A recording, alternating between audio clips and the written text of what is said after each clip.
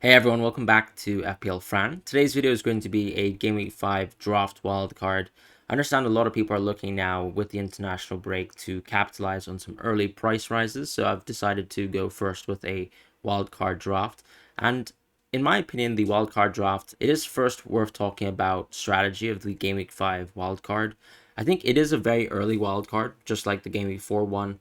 And with a little bit more information on Spurs now, it actually becomes almost, in my opinion, a free hit plus a wild card, because this week is all about capturing that sort of upside of Spurs. A lot of us maybe already have one or two Spurs assets on our teams, but it's very unlikely that actually we have Son. And of course, the big information that we really got in that game versus Burnley is that we saw Son start up top and Richarlison on the bench. That position seemed to have helped Son a lot. We saw Son run in behind. Part of that is simply because of the way Burnley play. They had quite a high line, and actually there was a lot of space for Son to run in behind.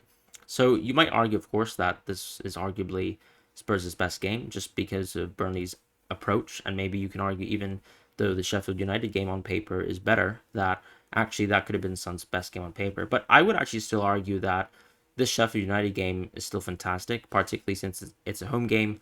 And in reality, if we get this information that Son is a starter, particularly at the striker position, then actually Son might be a fantastic captaincy punt in Game Week 5. And the reason why I call it almost like a free hit to start off with is because almost all the value that I can see really from a Game Week 5 wildcard draft is really contained in Game Week 5. If you want to capture that upside of potentially captaining someone like Son versus Sheffield United, as opposed to captaining Erling Haaland versus West Ham away. And my general consensus on that is this is a huge risk to take. But if you also want to take this wildcard draft because your team has major issues, I can understand the alternative approach of, let's say, playing something a bit more cautionary, not captaining Son, and then simply going with this wildcard. So that's sort of the strategy part of Game Week 5 away. The reason why I say it's a free hit is simply because when you sort of look and compare it to a lot of the other teams, they still have a lot of United midfielders who they probably will actually keep, because the value of going for Son this week is, as I said, the sort of captaincy. And because it takes one free transfer for the average manager to get to Son this week, if they don't already have him, that cost is sort of embedded into the Game Week 5 punt strategy of transferring in Son. And I don't think a lot of managers, particularly if they're already holding Rashford and Fernandes, will transfer either of them out. And as such, I think you have an opportunity here to capture this upside. But the downside to this is the Game Week 5 wildcard means you should also be sort of pushing your budget towards these Spurs players who actually have a relatively bad Game Weeks 6 and 7. So you could also argue that you might be suffering versus people who don't wildcard for the weeks in 6 and 7. And actually, as you can see, it might not be the best wildcard possible. However, once again, it comes down to how many issues you have in the team. So this week we didn't really have too many significant injuries, but let's say you own Richarlison, for example. I can understand the want to wildcard if you still have a couple major issues in your team and you're not happy with, let's say, your goalkeeper or even some of the defenders that you already have, or let's say even the triple up of Chelsea. So this is a time, for example, to get rid of your triple up of Chelsea if you're really sick of them. But I would also say that practicing patience with these Chelsea assets could come good as well. Even though they won't have Luton Town at home, they still have relatively good fixtures, and you might still see that they actually have a lot of value. It comes down to your personal preference on FPL and what you want to kind of capture the upside of. Because there is also, of course, a swing, such as Game Weeks 8/9, where you can then move into these Liverpool and Aston Villa assets then too. But as I said, let's get started with the Game Week 5 draft. This is sort of the strategy piece out of the way. I think it's just worth thinking about whether you really want to capture that upside. And most of the upside, as I said, is attached to the Son captaincy. So if you're willing to do that, I think that the wildcard strategy is not actually a bad piece here in Game Week 5. So let's quickly move on to the draft itself. So the draft itself is actually going to have a keeper partnership of Leno and Areola. The reason why you're going for Leno and Areola is because Fulham actually arguably have two good games to start off with, whereas Areola, of course, has two bad games. So Areola is sort of in the position alongside a lot of West Ham assets where you have these midfielders who really struggle with the games in hand in terms of City and Liverpool. I don't think talking about strategy makes too much sense here in terms of, let's say, how West Ham plan to attack. Yes, of course, it's nice to see that they've been able to counter-attack some teams, but still, the value here when you're looking at versus Man City and versus Liverpool is very small. And Leno, on the other hand, has a Luton Town home fixture and then also a subsequently good game too in game week 6. So that's why you kind of want to go with Leno and Areola. Still sort of plays on the idea of keeper partnerships, but also, I mean, it kind of gets rid of Pickford, for being honest. And I would say Leno, of course, is in a very similar situation, a very, very poor defense, but you're sort of capturing, once again, another fixture, sort of goalkeeper partnership. And maybe if you actually have more confidence in Areola as a keeper, the whole idea is you just see through Areola's 2 bad games, and Areola basically becomes your permanent keeper going forwards, if you kind of want to put it like that.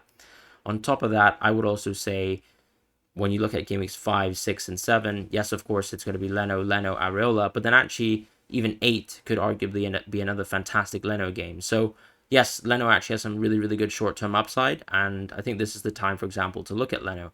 And if we look at the defense now, we're switching over to a time where I don't think Estupiñán really belongs in our teams. Now, he's a very, very attacking fullback, but what we can even see within the Newcastle game is this Brighton team will attack effectively no matter what, because that is their philosophy. It is a problem, of course, when it comes to, let's say, garnering clean sheets. So that is the flip side of the coin with this Brighton team. And I do think right now you have enough assets that are good enough that you can actually sidestep them. And one of my suggestions would be to actually go for Zinchenko here in your defense. He's actually got some value because of the price drops, and of course with a little bit less in terms of expected minutes, you're sort of seeing a player who I expect to actually start going forwards for this Arsenal team, but actually has a lot of upside as a pick, and is also sort of undervalued because of his early price drops. Then I would actually be adding up, let's say, Trippier, Schär, and Udogie. These are your sort of core defenders who you'll be playing for the next few weeks.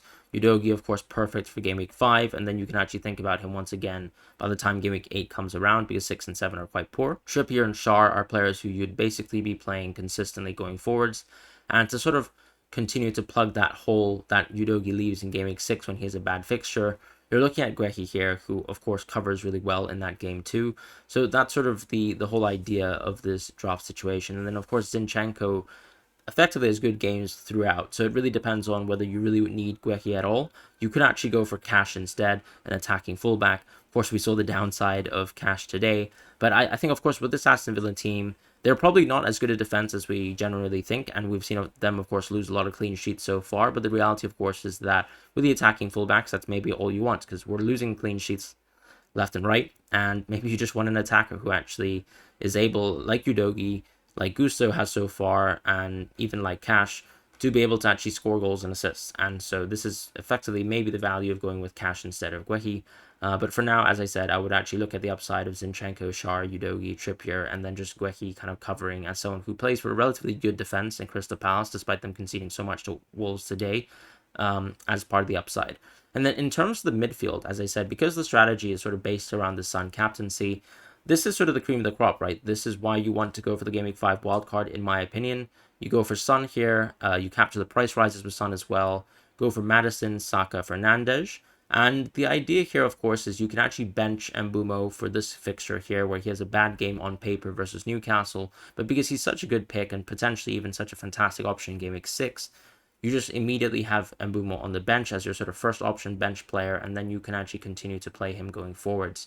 And so with the forwards, what we do have here is also Haaland and Julian Alvarez alongside Archer, who did incredibly well versus Everton. And in terms of the rest of the midfield picks, we talk about, let's say, Saka and Fernandes all the time. These two are penalty takers. Yes, of course, Fernandes got a blank versus Arsenal. But I would say going forwards, I do think Fernandes is someone who could potentially match Rashford. Even in, for example, the game today, you could argue, for example, Fernandes could have had a penalty shout.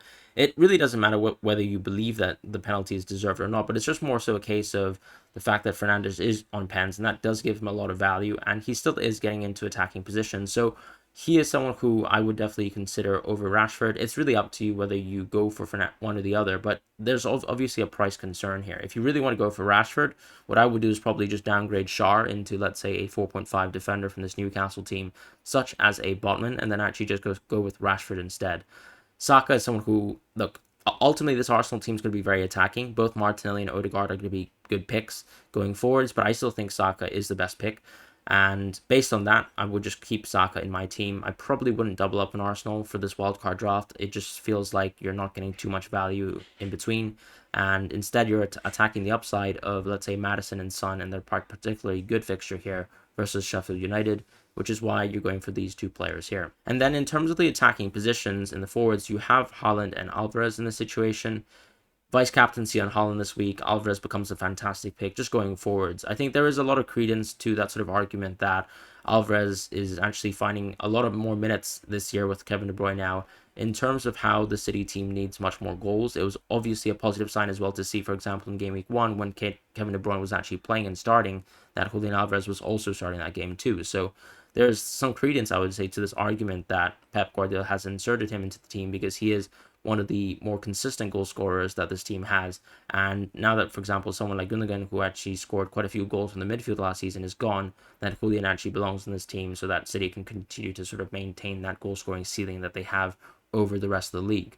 And in terms of the attacking bench, of course, you've got Archer as well. The whole idea of Archer is you've now just got what we expect to be an 85 to 90 minute player, someone who's also probably going to be on penalties for the Sheffield United team. I am not 100% concerned about whether he gets penalties or not. He's just an incredibly high value asset. It's not very often we do have a 4.5 consistent starting forward who actually looks like a quality forward as well. I might remind, of course, that Archer had a fantastic loan season last year, and that's why, of course, Aston Villa were willing to sell, but also probably inserted a buyback clause into his contract. And of course, it's incredible to see him deliver in the first game versus Everton.